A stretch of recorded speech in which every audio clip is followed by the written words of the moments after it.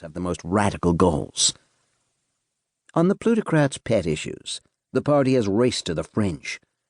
Republican leaders have become singularly focused on tax cuts for corporations and the super-rich, whatever the effects on American inequality, or on the people who make up the Republican base.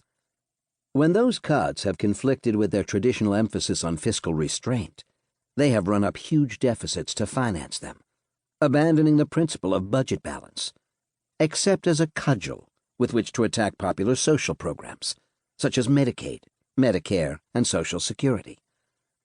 They have launched an intensifying assault on environmental, consumer, labor, and financial protections. They have attempted to strip health insurance from millions of Americans.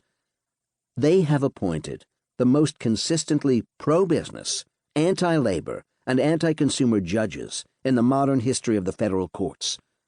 And they have done all this despite the fact that every one of these aims has strikingly little public support, even among Republican voters. Which raises the obvious question: how? As political scientists, we have spent many years in dialogue with fellow scholars who see a basic harmony between what citizens want and what governments do.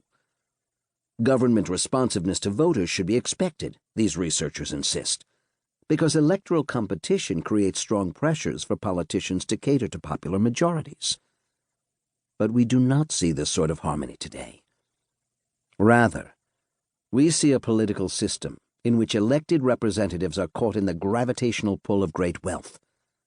We see a political system in which a once moderate party now tightly orbits the most reactionary elements of America's emergent plutocracy. And we see a political system in which, despite that party's embrace of unpopular economic policies, tens of millions of Americans of modest means don't just vote for that party, but have become increasingly tribal in their loyalty to it. As we write, the party advancing the priorities of the plutocrats holds the White House and the Senate. It has a dominant position on the federal courts, especially the Supreme Court, and it has entrenched a set of tax and regulatory policies that disadvantage ordinary workers, consumers, and citizens.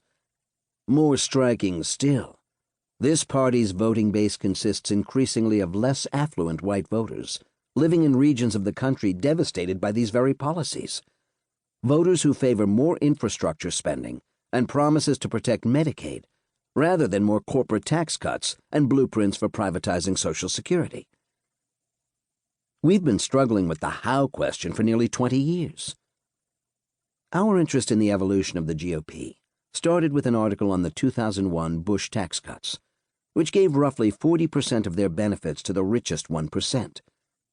In that article, we argued that while the cuts received surface support in polls, the contents of the new law were sharply at odds with what the majority of voters thought the nation's budget priorities should be.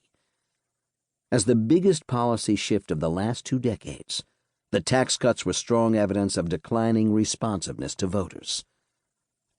Some of our fellow political scientists thought that article was alarmist.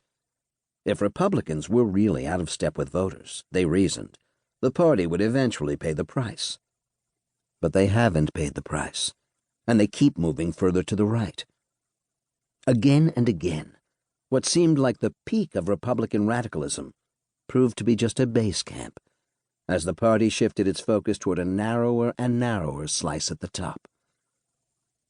The tax cuts of 2017, passed after a presidential campaign in which the Republican standard-bearer suggested he would turn the GOP into a workers' party, delivered more than 80% of their largesse to the top 1%. Looking back, we did make at least one error. We weren't worried enough.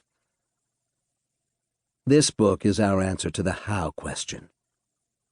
As the GOP embraced plutocratic priorities, it pioneered a set of electoral appeals that were increasingly strident, alarmist, and racially charged. Encouraging white backlash and anti-government extremism, the party outsourced voter mobilization to a set of aggressive and narrow groups: the National Rifle Association, the organized Christian right, the burgeoning industry of right-wing media. When and where that proved insufficient, It adopted a ruthless